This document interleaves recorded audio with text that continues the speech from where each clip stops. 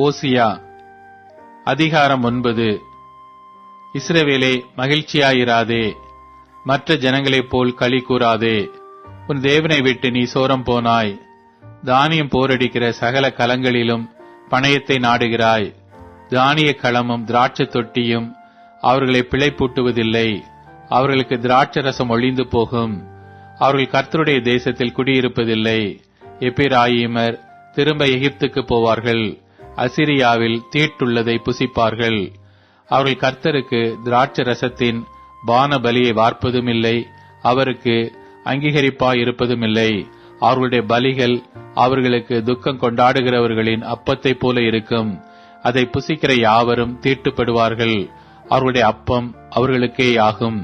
அது கர்த்தருடைய ஆலயத்தில் வருவதில்லை.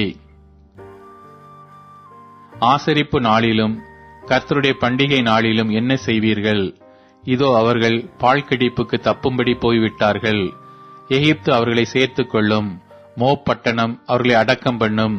அவர்களுடைய வெள்ளி இருந்த விருப்பமான இடங்கள் காஞ்சொரிகளுக்கு சுதந்திரமாகும். அவருடைய வாசஸ்தலங்களில் முட்செடிகள் முளைக்கும். விசாரிப்பின் நாட்கள் வரும், நீதி சரிக்கட்டும் நாட்கள் வரும் என்பதை இஸ்ரவேலர் அறிந்து கொள்வார்கள். உன் மிகுதியான அக்கிரமத்தினாலேயும் மிகுதியான பகையினாலேயும் தீர்க்கதரிசிகள் மூடரும் ஆவியை பெற்ற மனுஷர்கள் பித்தம் கொண்டவர்களுமாயிருக்கிறார்கள். எப்பிராயிமின் காவற்காரர் என் தேவனோடு எதிர்த்து நிற்கிறார்கள். தீர்க்கதரிசி தன் வழிகளில் எல்லாம் குருவி பிடிக்கிறவனுடைய கண்ணியாகவும் தன் தேவனுடைய ஆலயத்திலே பகையாளியாகவும் இருக்கிறான். கிபியாவின் நாட்களில் நடந்தது போல அவர்கள் தங்களை மிகவும் கெடுத்துக் கொண்டார்கள். அவர்களுடைய அக்கிரமத்தை அவர் நினைப்பார், அவர்களுடைய பாவங்களை விசாரிப்பார். வனாந்தரத்தில் திராட்சை குலைகளை கண்டுபிடிப்பது போல இஸ்ரவேலை கண்டுபிடித்தேன். அத்தி மரத்தில் முதல் தரம் பழுத்த கனிகளைப் போல உங்கள் பிதாக்களை கண்டுபிடித்தேன்.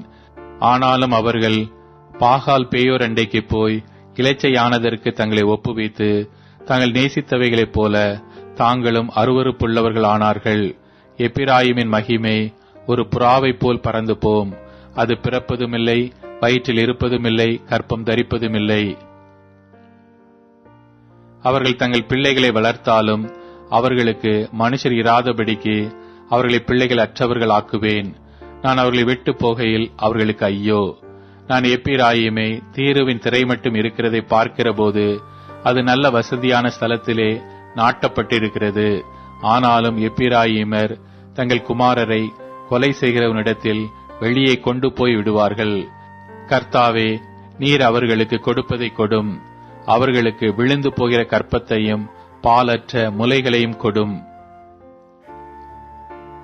அவர்களுடைய பொல்லாப்பெல்லாம் கீழ்காலிலே நடக்கும். அங்கே நான் அவர்களை வெறுத்தேன். அவருடைய பொல்லாப்பி நிமித்தம் அவர்களை நான் என் முகத்தை விட்டு துரத்துவேன். இனி அவர்களை நேசிக்க மாட்டேன். அவர்களுடைய அதிபதிகள் எல்லாரும் துரோகிகள். எப்பிராயிமர் வெட்டுண்டு போனார்கள். அவர்கள் வேர் உலர்ந்து போயிற்று, கனி கொடுக்க மாட்டார்கள். அவர்கள் அவைகளை பெற்றாலும் அவருடைய கற்பத்தின் பிரியமான கனிகளை அதம் பண்ணுவேன்.